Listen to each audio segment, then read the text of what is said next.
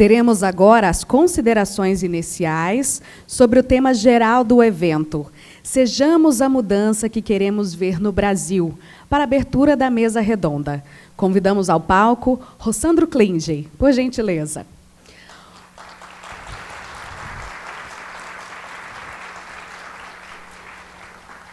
Bem-vindo.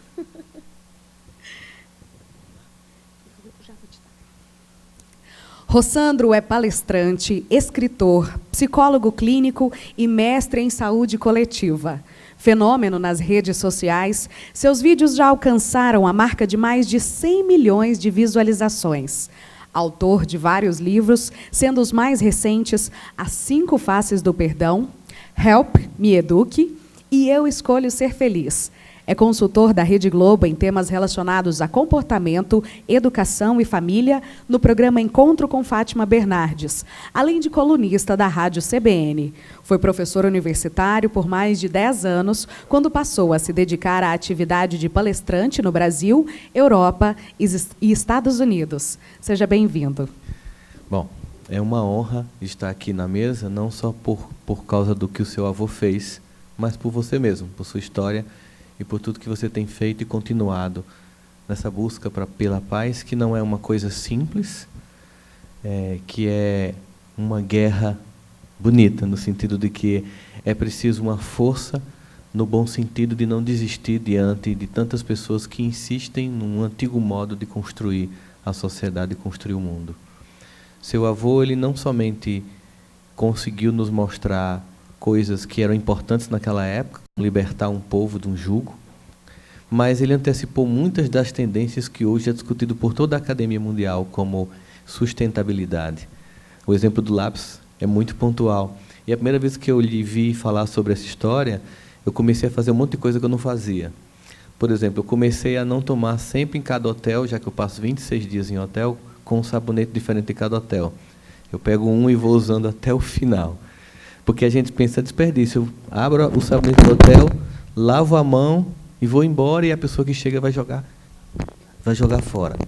Então, nós vivemos no Brasil hoje um drama muito particular de corrupção, que não é só no Brasil, mas é a nossa realidade.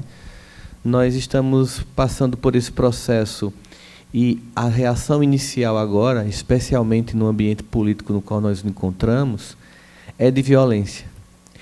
Aqui a gente percebe muito claramente que, ao invés de defender aquele que eu acho ser o melhor candidato, eu perco mais tempo em atacar todos os demais.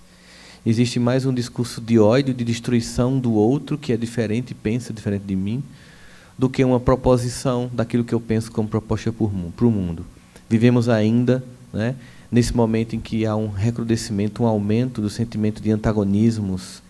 A gente vê muito isso nos Estados Unidos, com o Brexit na Inglaterra, o sentimento de que a culpa é do outro, que eu tenho que encontrar um inimigo, e a gente não encontra que a grande violência é um sistema que provoca toda essa desigualdade que se descreveu nos Estados Unidos, que se repete em vários países, e que cada vez mais se acentua, e nós estamos criando uma nova aristocracia de uma superelite multimilionária, uma classe média cada vez mais diminuta e sufocada, e milhões de almas jogadas na pobreza da indiferença. E nós somos como esse sapo que fica na água, permitindo que a temperatura suba, e a gente morre em busca desse American Way of Life, esse modo americano de vida, que seria um exemplo, protótipo dessa busca de imaginar que a felicidade e a paz seria algo que só serve quando eu conquisto para mim, e os outros eu não tenho nada a ver. E existe uma experiência muito interessante que aconteceu em Nova York, logo depois da Segunda Guerra Mundial. Havia uma grande pergunta sobre por que uma sociedade tão avançada intelectualmente como a alemã se submeteu a coisas tão absurdas como o que aconteceu durante a Segunda Guerra Mundial. Existe uma história que aconteceu em Nova York, no Queens, quando uma jovem chamada Kate Genovese, ela foi esfaqueada e ela começou a gritar. As pessoas acenderam as luzes e começaram a dizer, parem com isso. Aquele que estava esfaqueando ela se afastou e correu, com medo que chamassem a polícia. Mas depois que o silêncio aconteceu, todo mundo desligou as luzes e o assassino voltou a esfaqueá-la. E ela volta a gritar, as pessoas voltam a acender a luz, voltam a pedir para ele parar. Ele para, e quando vê que todo mundo desliga novamente a luz, ele volta e termina de matar essa jovem, chamada Kate Genoveva. É um caso histórico que começou a se trabalhar a ideia da omissão como uma das piores formas de violência. Quando as 38 pessoas que acenderam as luzes naquela rua foram entrevistadas, disseram o seguinte: eu achei que alguém tinha chamado a polícia. Nenhuma das pessoas quis tomar a iniciativa. Por isso, Martin Luther King, inspirado no seu avô, e eles completam esse ano, 70 anos da morte de Mahatma Gandhi, 50 anos da morte de Martin Luther King, disse que ele se assustava era com o silêncio dos bons. Aí a gente se pergunta, que bondade é essa que se cala diante da violência? Que tipo de omissão é essa que ainda é característica de cada um de nós? Até quando nós vamos terceirizar ou delegar para o outro uma responsabilidade que cabe individualmente a cada um de nós? Nesse momento, no Brasil, nós estamos tendo um aprendizado precioso e de sair da ilusão infantil de que a corrupção se estabelece apenas no panorama político ou no panorama empresarial. Nesse momento, nós estamos lidando com a nossa sombra coletiva. E, finalmente, parte de nós começou a perceber que a corrupção não é algo que está fora de nós, está dentro de nós. E eu nunca vou conseguir fazer transformações sociais e mudanças no mundo se eu sempre olhar para fora com o sentimento de que lá, e não aqui, existe algo a ser combatido.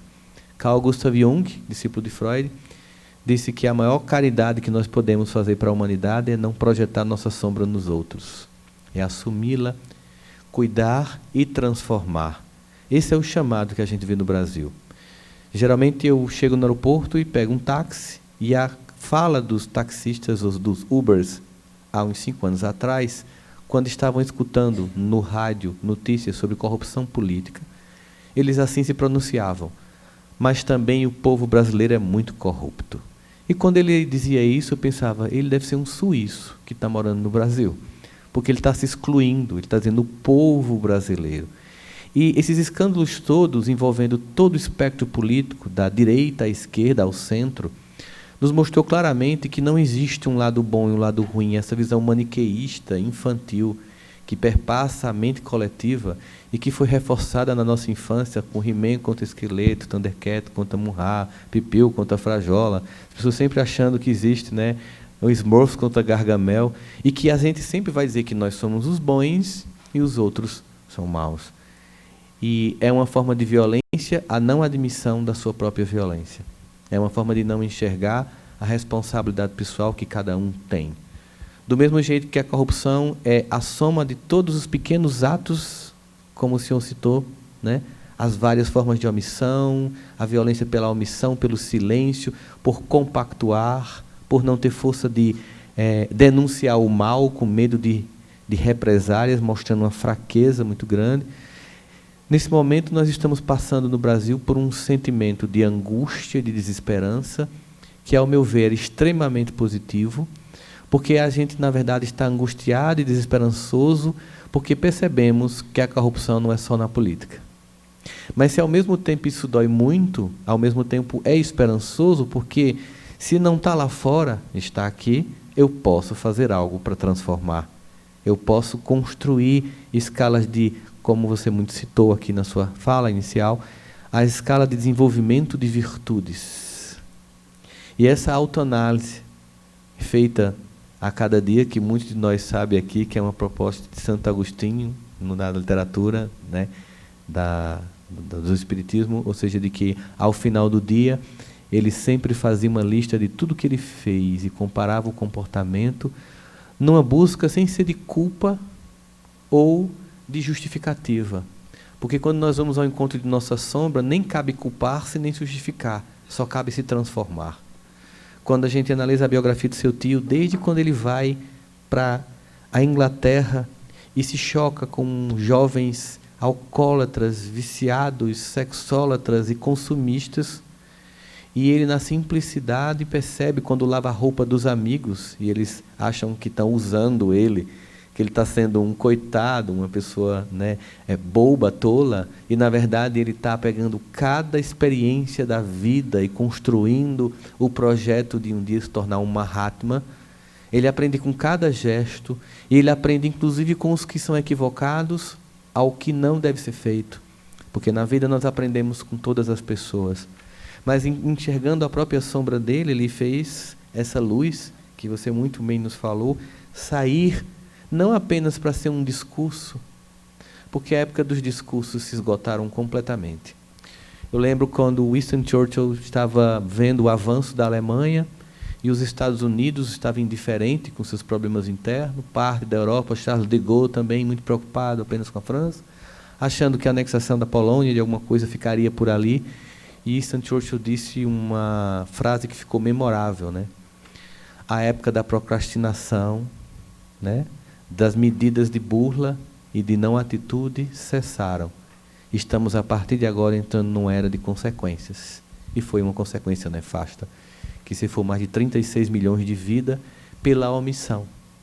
Porque existe mais gente boa do que gente ruim, mas o problema é que muitos desses bons ainda não têm tanta força para tornar essa bondade, que é uma percepção em si, num gesto que se traduza na vida do outro, para que a gente vá construir um mundo melhor. Então, lhe receber aqui no Brasil, neste ano, é simbólico, Akira. Simbólico, porque nós estamos fazendo a nossa busca por nos libertarmos do imperialismo moral, daqueles que acham que têm a verdade, que podem manipular e destruir os demais. Mas, sobretudo, de encontrar em cada um de nós a sombra que é precisa ser combatida para a construção de uma nova sociedade. Eu vou fazer uma pesquisa aqui em loco para o senhor entender o que eu estou falando sobre o Brasil particularmente. Vou perguntar para a plateia duas coisas. Se eu pudesse conversar com cada um de vocês pessoalmente aqui ao final e dizer que eu estou passando por um problema, e eu perguntasse assim antes de conversar, eu posso confiar em você plenamente, o que cada um de vocês me diria? Eu não senti firmeza? Sim, eu posso confiar em cada um de vocês, não é isso? Vocês confiam em todos que estão aqui sentados? Percebeu? Cada um confia em si, mas ninguém confia nos demais. Esse é o que a gente chama no Brasil de caráter esquizofrênico do país. Nós achamos que todos individualmente somos bons, mas que coletivamente não funciona. E muitos de nós imaginam o seguinte, que, afinal, o que é colar na prova? O que é parar na fila do idoso? O que é não respeitar a natureza? Diante de malas de milhões de reais num apartamento em Salvador. O que são nossos pequenos gestos de burla diante de tanta corrupção? O problema para nós brasileiros hoje é que, quando 220 milhões de pessoas têm a mesma ideia de que a minha pequena corrupção não afeta o coletivo, e você soma todos esses pequenos gestos de indiferença, de silêncio, de sarcasmo ou de agressividade, aparentemente inocente, você cria um coletivo não funcional. E, finalmente, nós começamos a perceber que, para que a gente continue, a época do discurso passou. Agora, de fato, é a hora do comportamento. Agora, nós precisamos mais do que nunca se inspirar num homem como seu avô, que aprendeu durante muito tempo, na experiência, tanto na Inglaterra, como também quando ele foi jogado para fora do trem na África do Sul, como aconteceu com o senhor. Comprou a passagem de primeira classe, mas não deixaram ele ficar lá, e ele ficou dormindo na plataforma à noite. E eu acredito que ele quis ficar lá para ele digerir aquele sentimento de como dói a indiferença, a exclusão e a discriminação. Como dói não ser aceito nem por um grupo, nem por outro. E ficar numa espécie de ato psicológico, numa espécie de limbo emocional, criando a identidade de que só tem uma resposta para isso, que é anunciar a todos, num momento histórico muito preciso, que não existe uma forma de construir uma sociedade, uma humanidade melhor, sem passar pelo sentimento e a atitude de nos vermos como iguais. Superarmos os obstáculos materiais da genética, do fenótipo, da cor, da raça, da etnia, da língua ou da cultura, em que se tem uma sensação falsa de que as pessoas são superiores umas às outras. O nosso status civilizatório ainda é muito perene, muito frágil. Basta um evento como, por exemplo, o furacão Katrina em New Orleans, quando o 911 deixou de funcionar, quando a prefeitura deixou de funcionar, que aquela sociedade que se imagina superior a todas as outras, viu seus cidadãos se transformarem em cidadãos que pareciam estar na Idade Média, caçando uns aos outros com armas em farmácias, em supermercados, e se matando por banalidades.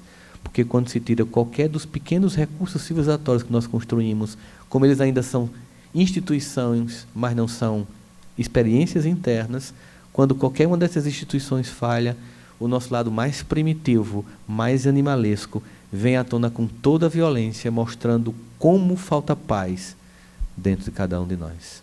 Por isso, é uma honra muito grande sua presença, e que ela nos inspire, né?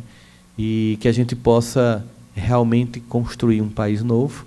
E aqui existe uma campanha numa TV que pergunta que Brasil você quer para o futuro. E eu posso aproveitar que estou aqui hoje para dizer o seguinte: o Brasil que eu quero é um Brasil cheio de Akiras.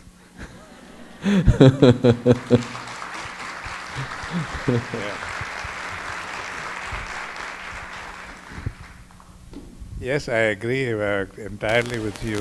Eu concordo. There are a couple of things that I would like to Há algumas clarify. coisas que eu gostaria de esclarecer, entretanto. We are, as you said, Como você we are disse, controlled by fear. nós somos controlados pelo medo. O medo do outro, medo do governo, We medo. continue this fear Nós continuamos by com the esse way we medo control our children. e deixamos ele e agimos dessa forma, da forma que controlamos nossos filhos. Nós punimos os nossos filhos quando eles se comportam mal. Controlling them through fear. E isso é o controle através do medo. É assim que os controlamos, através do medo. Quando nós começamos a controlar as pessoas através do medo, nós temos uma situação em que não confiamos na outra pessoa, como você falou. We trust only ourselves. Nós confiamos apenas em nós mesmos. E tudo isso vem do medo que domina a sociedade materialista, o medo que controla os políticos, porque eles querem continuar no poder, medo de todo mundo, porque eles querem poder sobre as outras pessoas. O que o meu avô dizia é que nós temos que sair desse medo para poder viver na verdade e confiar nas outras pessoas.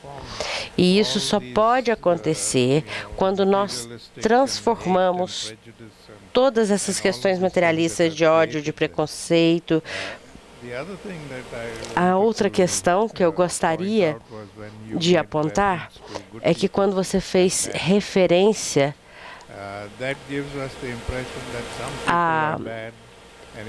quando você deu a impressão de que quando a gente tem pessoas, algumas pessoas são bobas, outras são ruins, quando nós nos livramos das pessoas ruins, nós teremos pessoas boas. Mas a verdade é que todos nós temos a capacidade de ser bons ou ruins. E tem uma excelente história dos índios americanos. Um avô levou o neto para pescar. Enquanto estavam pescando, ele disse ao neto: você sabe que há 2 lobos dentro de cada um de nós e eles estão lutando. Um é chamado bondade, o outro é chamado maldade. E aí o neto perguntou: qual deles vence? E o avô disse: aquele que você alimenta.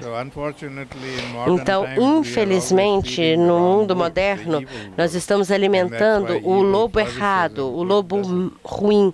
Então, é por isso que o mal floresce e a bondade não. Todos nós temos essa capacidade. Apenas quando percebemos isso é que poderemos ser pessoas melhores, podemos ser pessoas boas, que vamos deixar com que o nosso bem prevaleça. Mas toda essa ideia de que há pessoas boas e pessoas ruins, isso está errado. Uma pessoa faz coisas ruins, ele faz coisas boas, depende das circunstâncias. E não porque elas são pessoas ruins ou pessoas boas. E é isso que temos que tomar cuidado. Eu vejo isso muito comumente nas sociedades ocidentais. E está passando para as sociedades orientais também, de que tudo, a gente acha que a gente pode pegar as pessoas ruins e colocar eles na cadeia e eliminar essas pessoas ruins ou matá-las, e aí sobrarão só as pessoas boas. Mas se isso fosse verdade, por que a criminalidade aumenta o tempo todo? A gente cria prisões, cadeias, nós prendemos as pessoas. Os Estados Unidos têm a maior população carcerária do mundo. E ainda assim o crime e a violência continua a crescer. Então, por que isso acontece?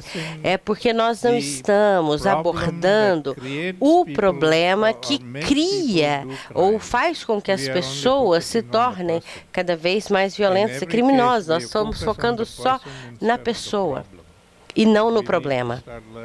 Nós precisamos começar a aprender a focar no problema e não apenas na pessoa. Mas eu concordo com todo o resto que o senhor falou.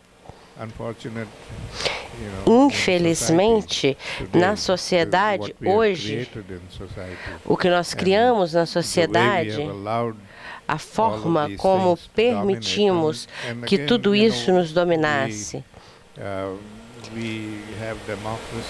Nós temos democracias e não é uma democracia perfeita, tudo bem, mesmo nos Estados Unidos, se nós tivéssemos uma democracia perfeita, nós não teríamos o presidente Donald Trump.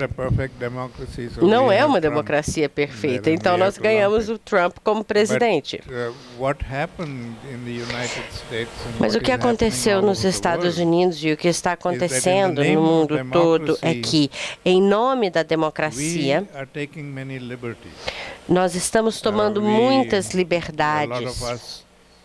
Muitos de nós, na classe média ou classe média alta, nós estamos frustrados com o que está acontecendo, e aí a gente pensa, então não adianta fazer nada, e então nós acabamos não exercendo o nosso poder.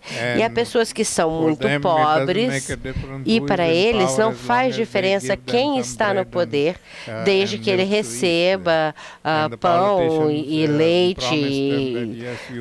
E os políticos dizem, não, então você vota para a gente que a gente vai garantir o seu pão nosso de cada dia. E as pessoas votam. Então, nós usamos muita raiva na política. E a raiva sempre faz com que façamos a coisa errada. Ela não nos ensina a fazer a coisa certa.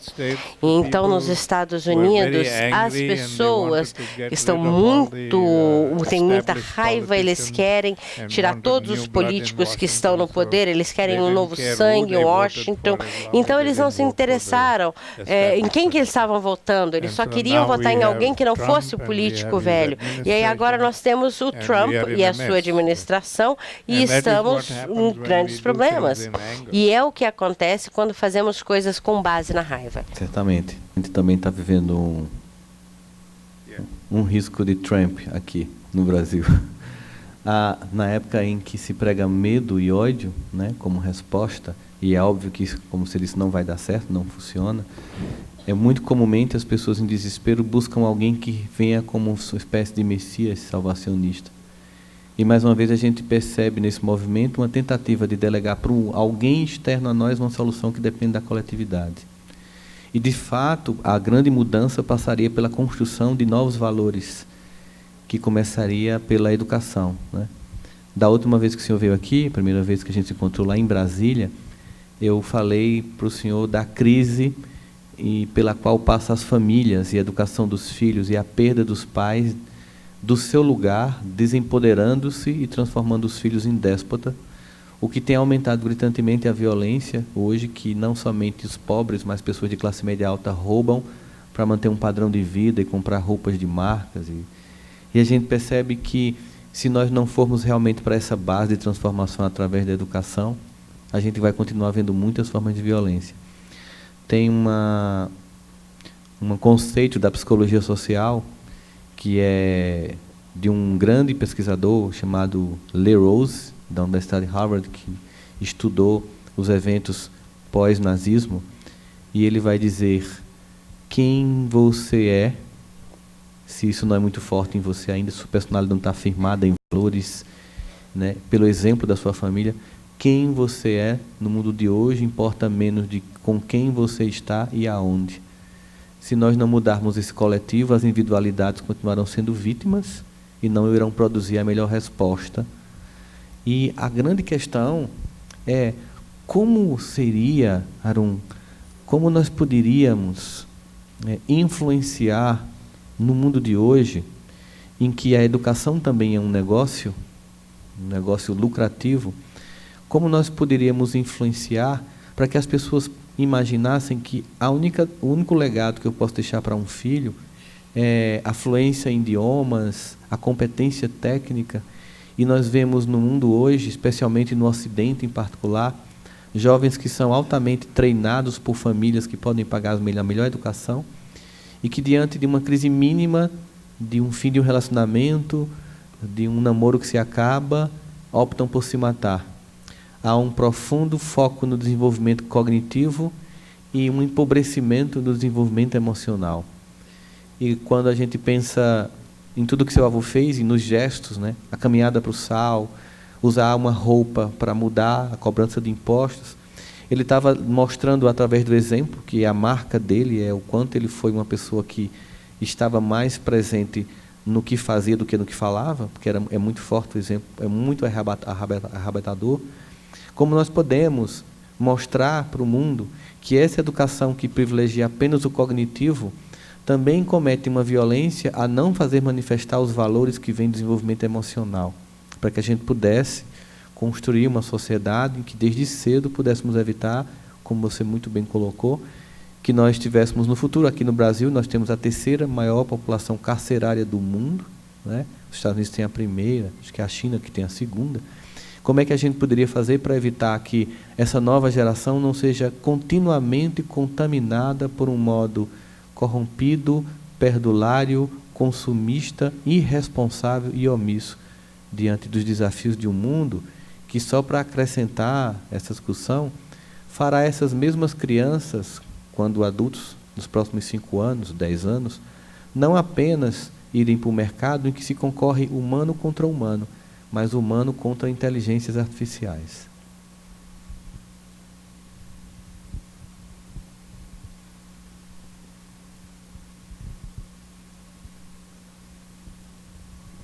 Yes, very true, but Esse problema, como todo, isso é muito verdadeiro. Esse problema é mais do que uma responsabilidade da educação, na verdade. Nós somos todos governados pelo materialismo. Os pais, hoje em dia, eles querem que seus filhos sejam bem-sucedidos, e o sucesso é medido em termos materiais. Você tem um alto salário, um bom trabalho, uma boa casa, um bom carro e tudo isso. Essa é a medida de sucesso. Então, os pais, eles passam para os seus filhos essa atitude egoísta. Você tem que chegar no topo sem pensar em mais ninguém, qualquer que seja os meios que você tem que usar para fazer isso, para conseguir tudo o que quer. Dessa forma, a criança se torna egoísta e autocentrada, pensando apenas em si mesma.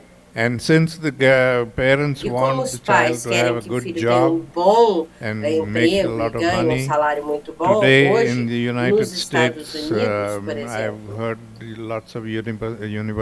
há muitos professores de universidades que dizem que os jovens vão para a universidade não com a intenção de buscar aquilo que eles têm uma chamada.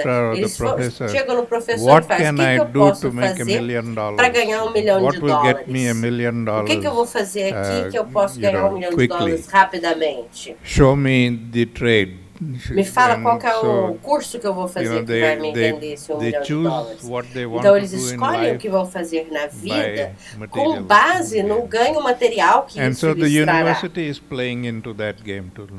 E as universidades estão entrando nesse jogo também. Ao invés de ensiná-los como se tornar um ser humano melhor, o nosso sistema educacional ele só pensa em dar às pessoas uma carreira que fará com que eles ganhem dinheiro e colocar eles no mercado. A educação se tornou uma fábrica. Nós estamos criando trabalhadores e colocando eles no mercado para alimentar as fábricas e as empresas.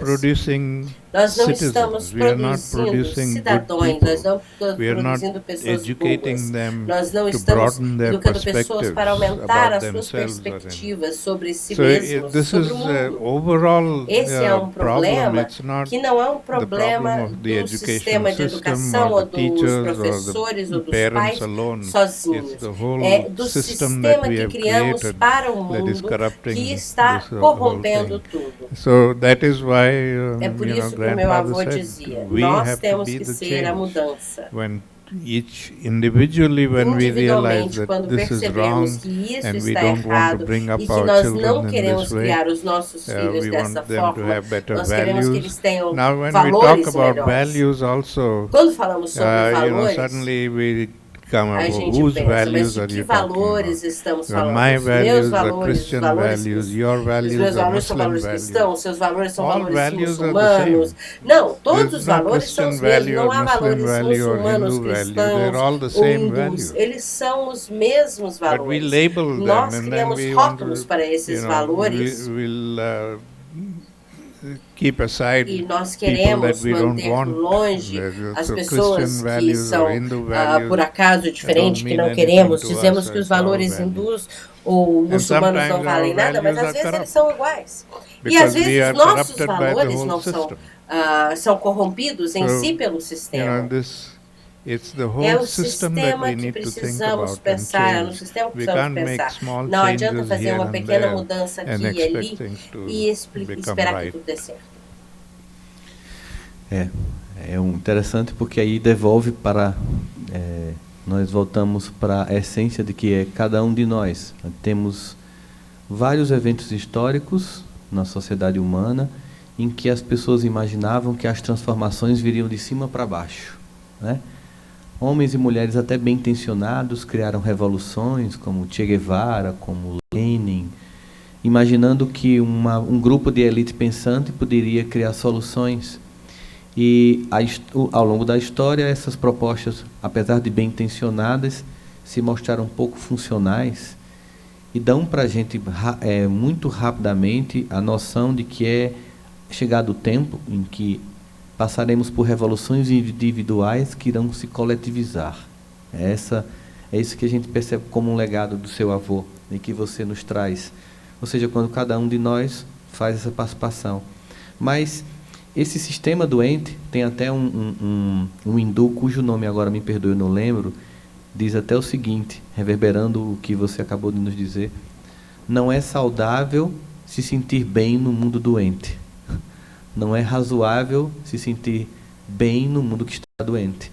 É preciso se reconhecer como participante dessa doença, não querer também desconsiderar as virtudes que eles também têm como povo, mas já que eles se prestam hoje a ser a sociedade que mais influencia a escala de valores de consumo e de materialismo no mundo, me chamou a atenção a primeira vez quando eu comecei a ir lá e depois me tornei amigo de algumas pessoas e fiquei hospedado na casa delas, que as garagens, os carros não ficavam lá, ficavam fora.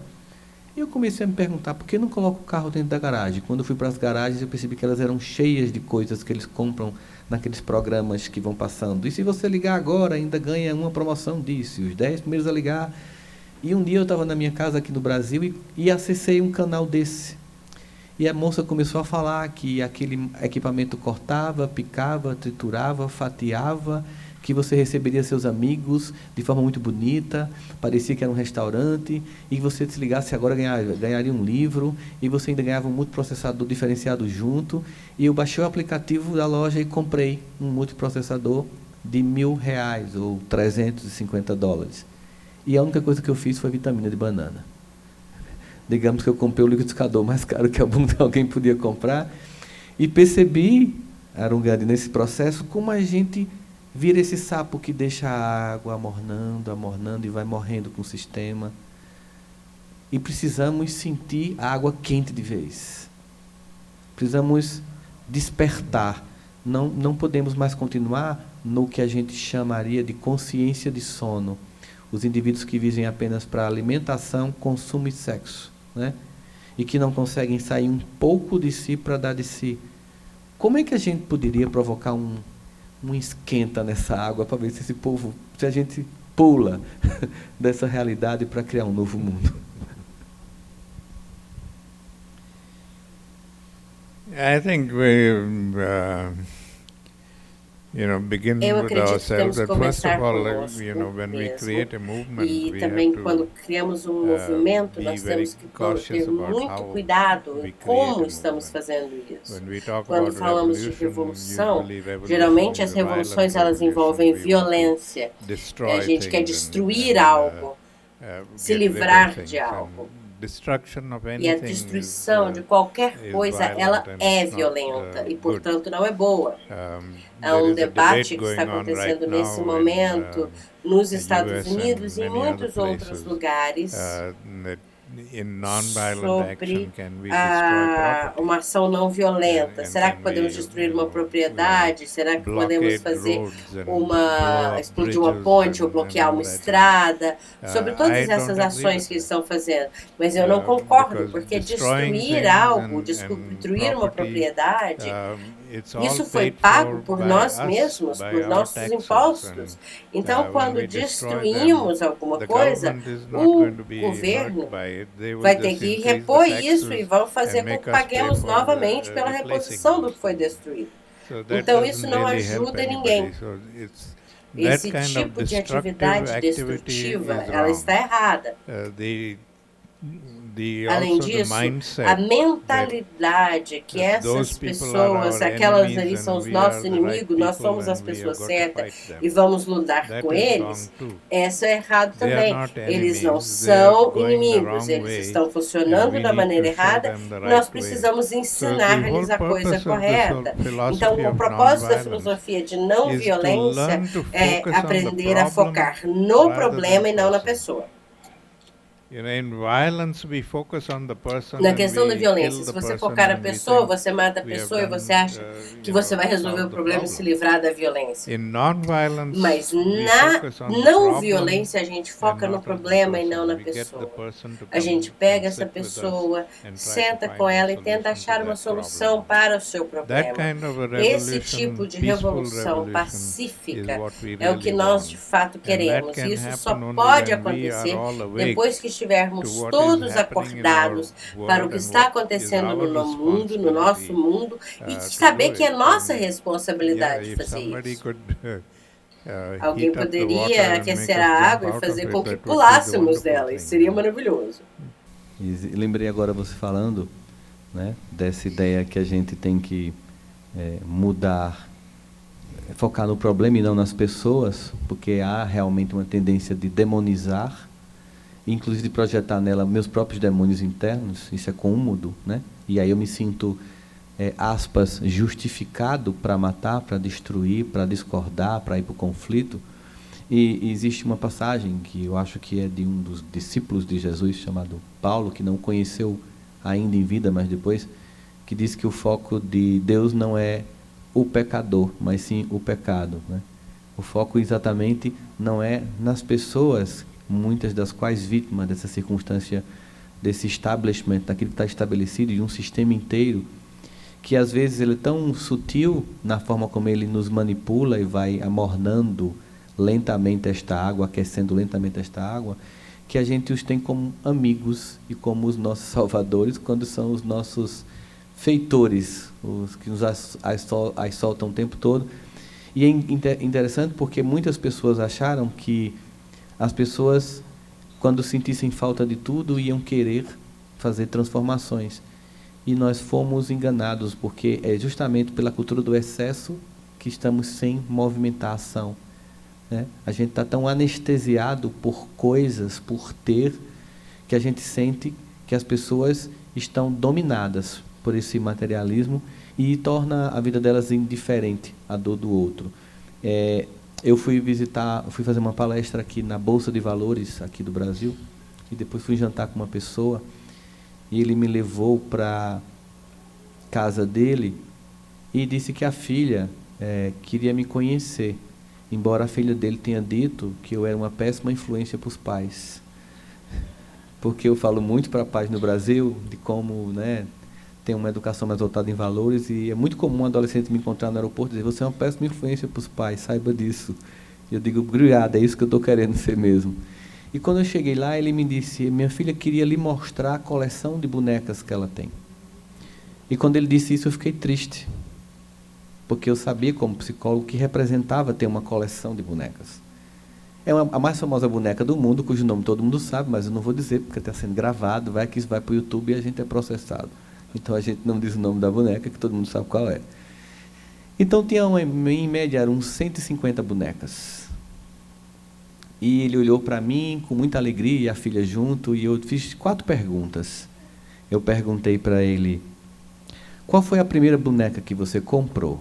Aí ele, junto com a filha, apontaram para uma que estava lá em cima, né, da coleção. Aí eu perguntei: quanto tempo ela brincou? Ele disse: uns 6 meses. Aí eu perguntei: qual foi a última boneca que você comprou? Aí ele apontou junto com a filha. Quanto tempo ela brincou? Ele ficou em silêncio. E percebeu que ela não brincava mais. E eu disse: a coleção de bonecas representa a destruição do prazer de sua filha de ganhar um brinquedo.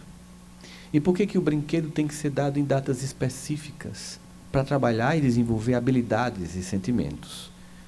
Primeiramente, quando você demora a dar o brinquedo para a criança, no Brasil nós temos 3 datas clássicas, que é o Natal, o dia do aniversário da criança ou o dia das crianças.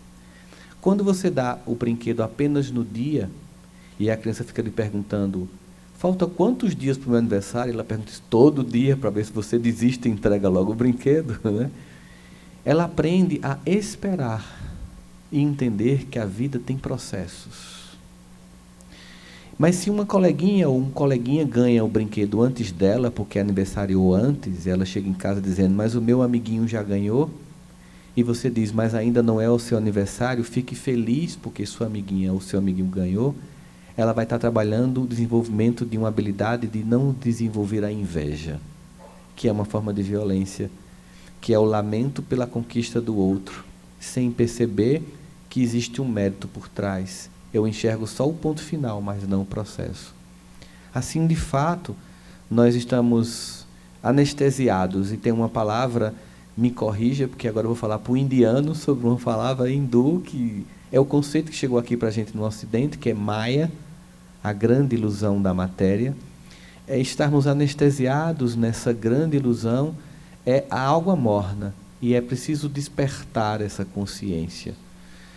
Esse sentimento de despertar em si essa consciência não é algo fácil, porque nós precisamos não nos isolar do mundo como muitas pessoas imaginavam no passado. O mundo está doente, o mundo está perdido, não há nada a ser feito, eu vou me isolar dentro de um sistema de crenças e um tipo de monastério e vou ficar apenas num êxtase espiritual, e o resto da humanidade que fica em sua escala de sofrimento. E a gente sabe que não é bem isso. É preciso despertar dentro de Maya. É preciso despertar para além dessa ilusão e olhar com compaixão para aqueles e entender o tempo de cada um. Mas ainda assim, se propor a ser o agente da transformação, sendo a mudança, como dizia sempre seu avô, que queremos ver no mundo. Como trabalhar, Arun Gandhi, esse sentimento de que ora eu consigo estar desperto, ora eu volto para o sono, e entender que eu tenho que ter paciência até que eu consiga me despertar de uma forma maior, ou como diz os budistas, romper a roda de samsara, ou atingir o nirvana, ou atingir uma consciência plena. E quando chegar lá, a exemplo do seu avô, se tornar um Mahatma, e em vez de ficar apenas num êxtase de satisfação pessoal, porque despertou, desceu o monte para despertar os outros que ainda dormem.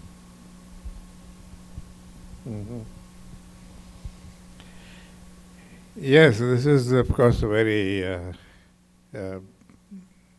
important issue Essa é uma questão muito importante.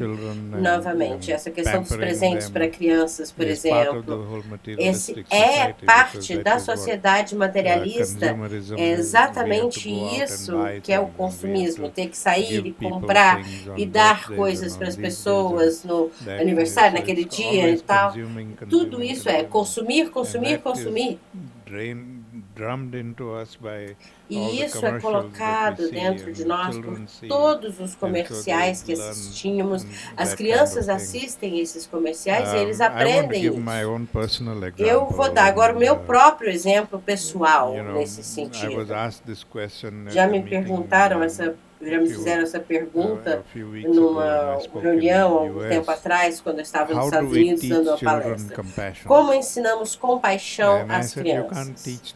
E eu disse, você não pode ensinar compaixão à criança como se fosse uma matéria de escola. Isso não faz com que as crianças entendam o que é compaixão. A compaixão, ela tem que ser ensinada através do exemplo. E aí eu dei o meu exemplo. Eu fui criado numa família que acreditava em não violência. E do momento em que eu nasci, eu via meus pais trabalhando com pessoas mais pobres, doando de uma forma construtiva.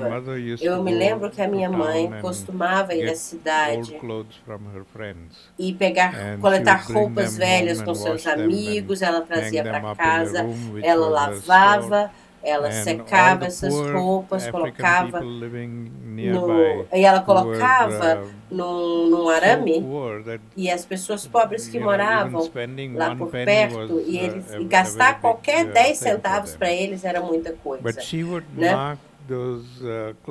Mas ela colocava essas roupas lá e ela colocava um preço nessas roupas. Um preço muito baixo, uma coisa de 5 centavos. E eu lembro uma vez, perguntei para ela, por que você coloca esse preço? Por que você não dá essas roupas para eles de graça? Ela disse, não. Quando você dá de graça, você os está oprimindo. E você está desrespeitando. Você faz com que eles se sintam incapazes de qualquer coisa, como se eles dependessem da sociedade. Mas quando eu coloco esse preço, eles se sentem respeitados, que eles compraram essa roupa. Eles não receberam de graça simplesmente. E é assim que a gente reconstrói o autorrespeito e a confiança de pessoas que são mais pobres. Hoje em dia, em nome de caridade, a gente fica dando coisas para as pessoas e dando comidas para eles, mas isso acaba fazendo com que eles sejam mais dependentes. E ao invés de mostrar que os respeitamos, que eles são capazes de conseguir as coisas, que são capazes de ficar nos seus próprios pés. Outra lição que eu aprendi com os meus pais, quando eu estava crescendo, quando eu tinha uns 5, 6 anos de idade, ninguém da minha idade, não tinha ninguém da minha idade com quem eu pudesse brincar, só algumas crianças de uma família muito pobre que morava por perto. E eles eram tão pobres que eles não tinham nem roupa direito para vestir. Meus pais disseram, não interessa, eles são crianças, brinca com eles. Mas quando você brincar com eles, é para você aprender com eles como que eles se entretêm sem ter nenhum tipo de brinquedo. Eles não têm todas essas facilidades que você tem para poder se entreter em casa com esses brinquedos. Então aprenda com eles. E eu descobri que essas crianças pobres, elas aprendiam a fazer as coisas por si só. Eles faziam, por exemplo, um carrinho. Eles faziam carrinhos usando caixas de fósforo usadas. Eles coletavam essas caixas de fósforo, eles coletavam botões que eles achavam na rua, e aí usavam como rodas para os carrinhos, e aí eles me ensinaram a fazer esses carrinhos.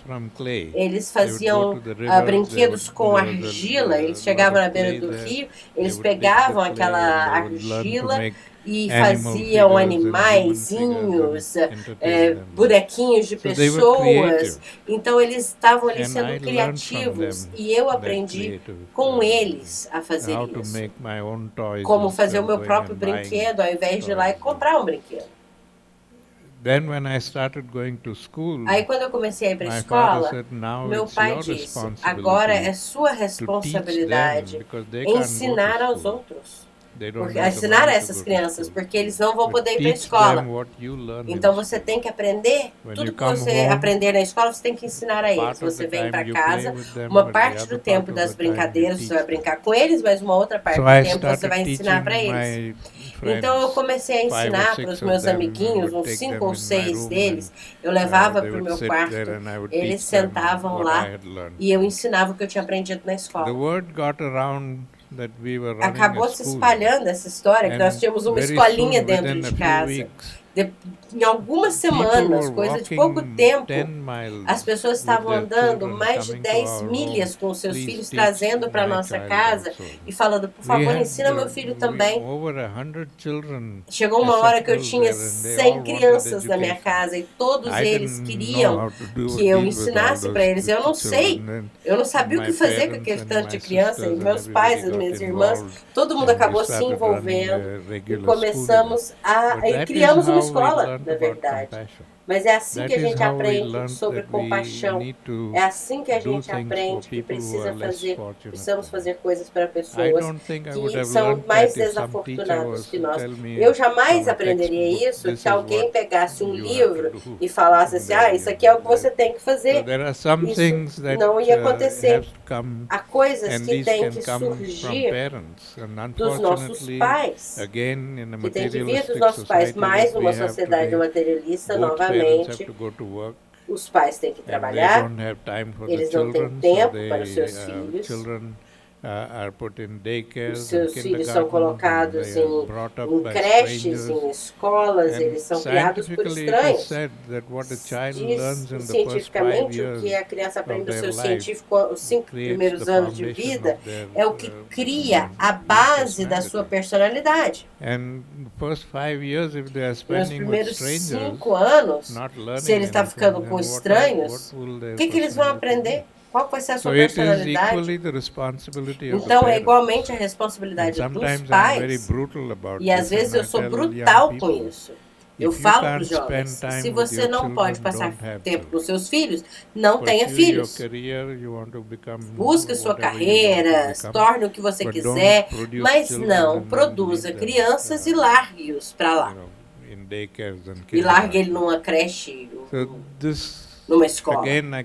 Novamente, isso volta para toda aquela questão.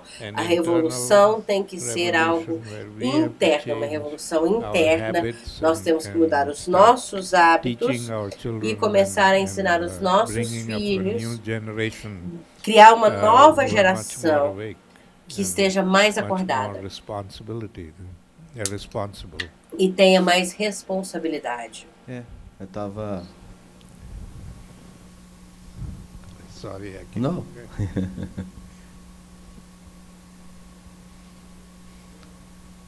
Nós temos... interessante quando você faz essas relações. A primeira relação que você faz é o desenvolvimento da compaixão, né? A gente percebe muito, ultimamente, por exemplo, que as pessoas ensinam nas religiões os códigos, os princípios, mas não os comportamentos.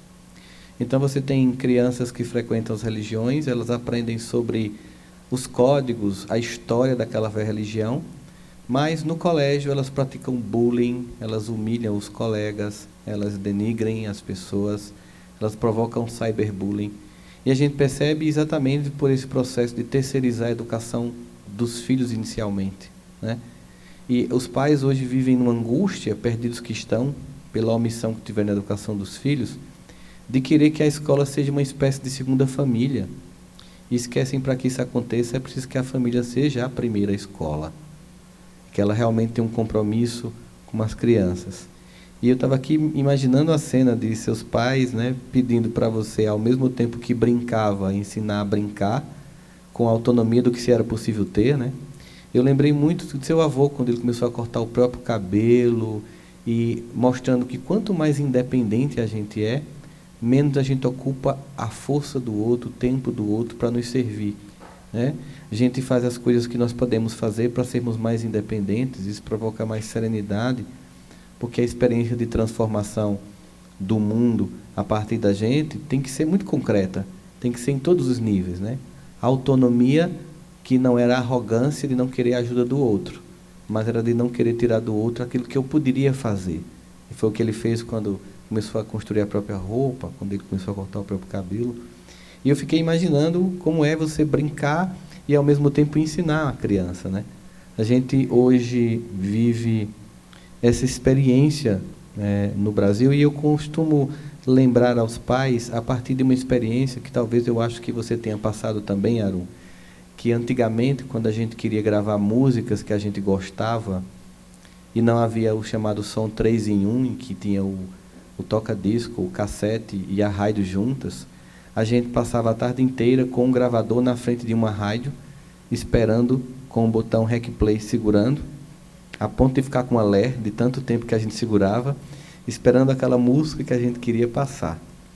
E tinha que pegar desde o início dos acordes iniciais, porque, afinal de contas, ia mostrar para os amigos. E depois você conseguia dar um Rec Play, depois de 4 horas esperando passar a música que você queria na rádio, você ainda tinha que esperar que o locutor não dissesse o nome da rádio no meio da música, que atrapalharia a sua gravação. Depois de quase um mês, nós tínhamos uma fita cassete BASF, com 6 músicas indo, 6 músicas voltando. Havia tanto investimento, havia tanto de nós naquilo ali, que quando um colega pedia emprestado, a gente ia junto com a fita, porque havia muito investimento da gente lá. E quando a fita quebrava, a gente fazia quase que uma neurocirurgia, abria muito vagarosamente, recolocava, fechava, depois pegávamos uma caneta e rebobinávamos a fita. E hoje, quantas músicas tem no Apple Play ou no Spotify de um smartphone? E que valor tem? Que valor tem aquilo que vem fácil? Que valor tem aquilo que não tem um aprendizado, que implica doação? Que valor tem pais que, em vez de aproveitarem os momentos iniciais dos seus filhos e só doarem em exemplo, em cuidado, em desvelo, em amor, para que eles aprendam como isso é bom e possam reproduzir depois, fazendo essa mudança para o mundo, quando eles terceirizam para escolas, ou pior, para os tablets, smartphones, para as telas touchscreen, da preguiça de quem não quer educar. As pessoas imaginam que crianças se criam, crianças se educam, elas precisam muito mais do que alimentação, roupa e ter onde dormir. Elas precisam desse constante exemplo. Todas as vezes que você vai falar, eu percebo que a sua família foi e ainda é a sua principal escola. E eu lembro de uma vez que eu ontem de noite estava falando num congresso internacional de oncologia para médicos oncologistas, e eu lembro que o tema da palestra era o amor, o mais alto grau de cura, né? E eu lembro que quando eu tinha 7 anos, meu avô me levou para colher uma fruta muito local aqui no país. Dizem que só tem no Brasil, chama-se jaboticaba. Não sei como é que vão traduzir isso para você. É igual a piqui, que é outra fruta que só aqui em Goiás tem. Não coma, não está perdendo nada, fica tranquilo. Brincadeira, é bom, com piqui, com arroz, dá para descer legal. E ele olhou para mim, ele trouxe muita fruta. E o vizinho da frente tinha 6 filhos e era pobre. E meu avô pegou 90% das frutas e entregou para o vizinho, e eu fiquei revoltadíssimo, irritadíssimo. Porque eu disse, mas você que trouxe, as frutas são nossas, por que você vai dar tudo para eles? E meu avô disse, você não consegue comer as frutas todas antes que elas estraguem. Mas o mais importante não é isso, meu filho. Quem não vive para servir, não serve para viver. Ele me disse nos meus olhos isso. E a gente percebe uma coisa com relação a quando finalmente alguém se mobiliza para fazer o bem, especialmente nesse continente que realmente é muito pobre como a África. Nós aqui temos uma organização não governamental chamada Fraternidade Sem Fronteiras. E parte significativa da atuação dessa ONG, da qual eu faço parte, e cujo meu último livro eu doei todo inteiramente os direitos autorais para essa ONG, nós somos acusados de não fazer caridade aqui no Brasil. Embora o nome da ONG seja Fraternidade Sem Fronteiras, as pessoas querem estabelecer uma fronteira de cuidar apenas dos seus. Quando nós vimos aquela criança muçulmana morta na praia, com aquela blusa vermelha, com a cabecinha na areia, e que chocou o mundo inteiro aquela imagem, eu vi todos nós brasileiros aqui dizermos assim, que coisa horrível a indiferença da Europa. E agora nós estamos vendo a mesma coisa com a Venezuela. Estamos com um posto dessa ONG na fronteira com a Venezuela, e eu estive lá, encontrei um homem que primeiro veio ao Brasil, olhou como estava a situação, depois voltou para pegar 4 filhos e a esposa, e quando chegou lá era o velório da esposa. Ele enterrou a esposa imediatamente, pegou as 4 crianças, veio para o Brasil. Ele está lá no nosso posto de acolhimento, porque não é um depósito de gente, nós temos um posto de acolhimento em que a gente educa, tem arte, tem alimentação e desenvolvimento para autonomia, que é exatamente o que você começou na sua fala. Eu não posso ficar perpetuamente dando sem ensinar o outro a ter autonomia de construir sua própria possibilidade, sua própria mudança. E hoje nós vemos aqui no Brasil uma celeuma, porque por questões políticas e de eleição do momento, os governantes desse estado fronteiriço querem fechar a fronteira, porque entra 1.000 pessoas por dia. Na Colômbia já vai mais de 1 milhão de venezuelanos exilados, e agora nós estamos vivendo a situação de sermos o que não quer mais acolher, porque você fique com sua pobreza para lá.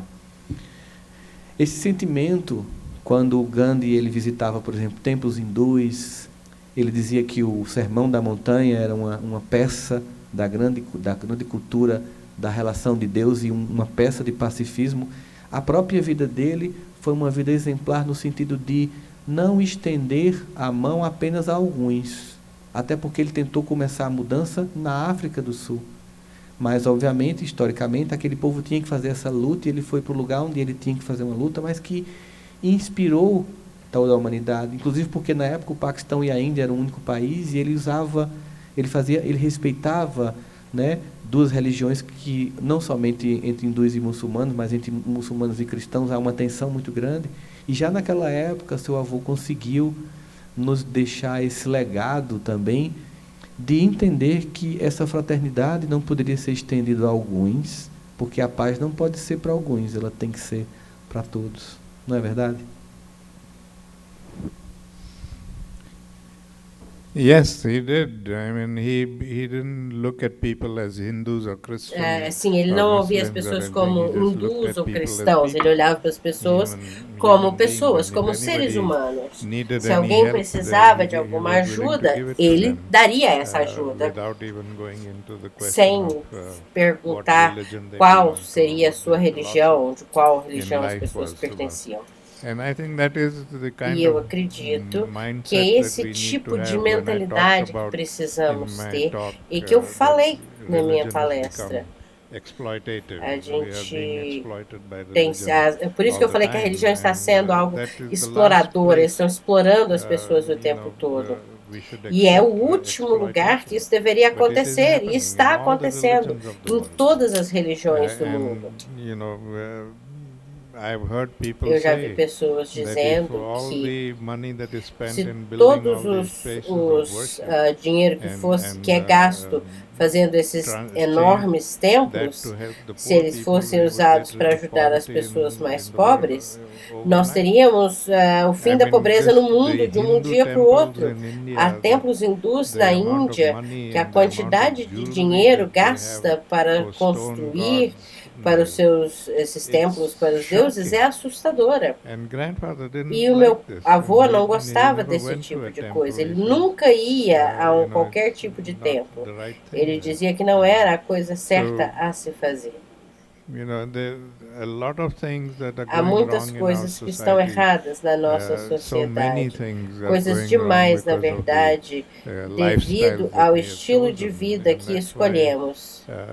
E é por isso que a mudança tem que vir em bases individuais, para que possamos mudar todas essas coisas, e não apenas um aspecto ou dois. Todas as coisas que fizeram com que nossa vida se tornasse tão violenta e tão ruim. Eu fico imaginando, nesse contexto que você mostra como também seu avô achava assim absurdo esses eventos, essa cultura de ódio que é transmitida pelas religiões que deveriam transmitir uma cultura de paz, esse sentimento de sectarismo e de inaceitação da diferença, de não perceber que a beleza do mundo está na diversidade, da gente perceber a diversidade que nos acrescenta, da contribuição que cada povo, cada cultura e cada pessoa tem. É uma experiência radical. E para essa experiência radical acontecer, da aceitação do outro, da sua diferença, começa por essa aceitação em mim, dessa diferença, desse anjo e demônio que em mim habita, e uma vez reconheço em mim, eu posso também ver o anjo que tem no outro, e não somente depositar o meu demônio no outro. A gente está chegando ao fim, né? Eu queria agradecer mais uma vez a honra de estar aqui ao seu lado, não só por seu avô, mas por você, por quem você é, e por tudo que você faz, e por tudo que é exemplo para nós. E queria deixar as palavras finais para você, no sentido de dizer assim, com toda a sua história de vida familiar, toda a sua experiência prática e não apenas discursiva, como você vê esse momento pelo qual nós estamos passando, em que há um ressurgimento do ódio com mais intensidade? Nós sabemos que, do ponto de vista histórico, isso é um pêndulo que se repete. Ora nós somos mais politicamente corretos e aceitamos mais a diferença, ora um grupo reacionário rejeita essa diferença e quer se impor como hegemônico, seja na política, seja na religião, seja na economia. Como você vê os próximos 20 anos da humanidade? Uma história que está tão cada vez mais veloz, e a importância que continua tendo a revolução interna para esse processo. E, mais uma vez, muito obrigado. Thank you.